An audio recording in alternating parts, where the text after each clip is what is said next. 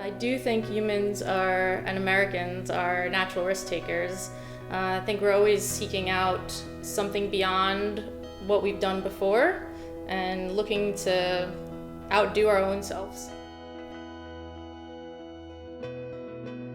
Once you have flown, you will thereafter walk the earth with your eyes turned skyward, for there you have been, and there you long to return.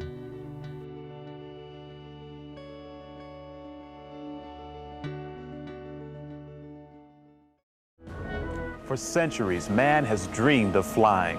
Early artists and inventors, including Leonardo da Vinci and Otto Lilienthal, drew sketches and even built primitive hang gliders in the effort to soar with the birds. In the 1940s, a pioneering young NASA researcher named Francis Rogallo developed a new design called the flexible wing. This design was not only considered for use in the Gemini and Apollo space programs, but also spawned the birth of hang gliding as a recreational sport. It started in places like Southern California, and of all places, Australia. There was a man by the name of Bill Bennett who was towing up triangular parachute gliders at water ski shows. And then he brought that to the United States, and here there was people like Dave Kilborn who were taking those designs and running off of hills. And so it developed as a foot launch sport after being used as a towing sport.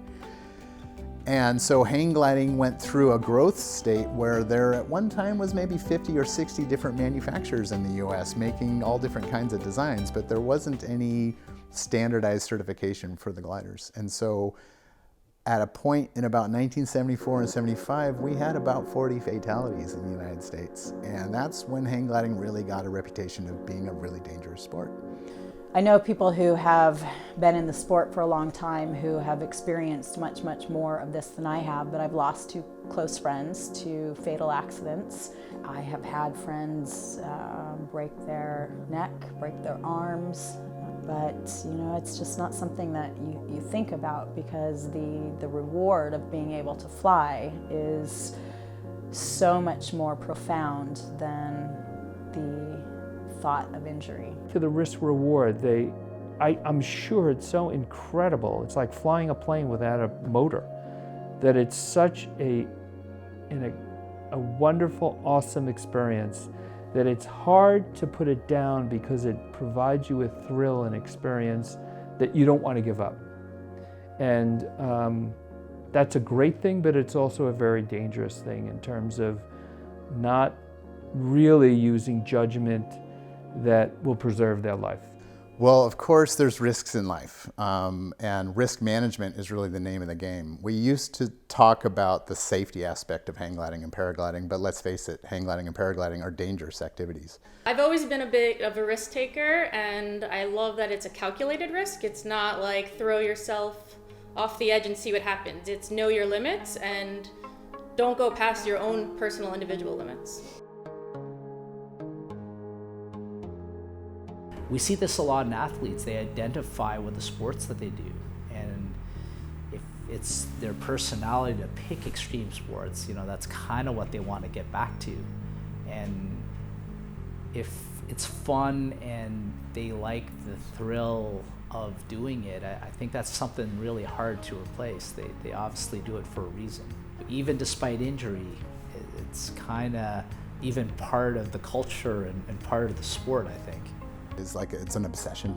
We fly because we have to, because we have so much of a connection to our flying that it's something that we need to do. Whereas most other sports, you know, you can come and go and take it or leave it, or you can watch others and things like that. But to fly, to truly fly, you have to be a participant.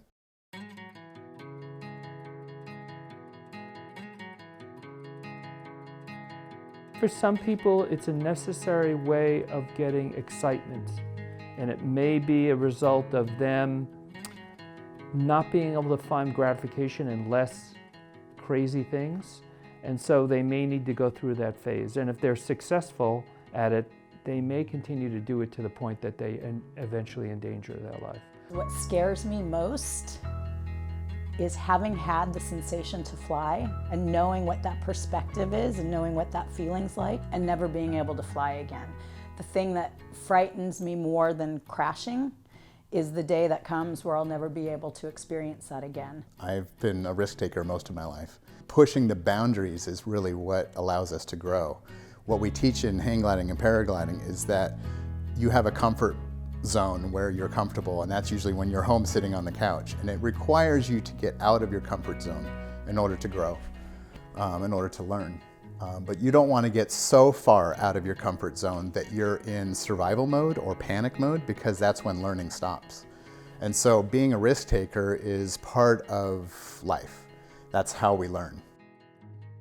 One of the most significant conversations that I had starting into the sport was with my instructor when I was about 6 weeks in, and I had noticed that my desire to do anything else was changing. And I made a comment to him saying, "Boy, this is really kind of an addictive sport." And he looked at me and he said, "Sport? Don't you mean lifestyle?" And that's what it is, it's a lifestyle.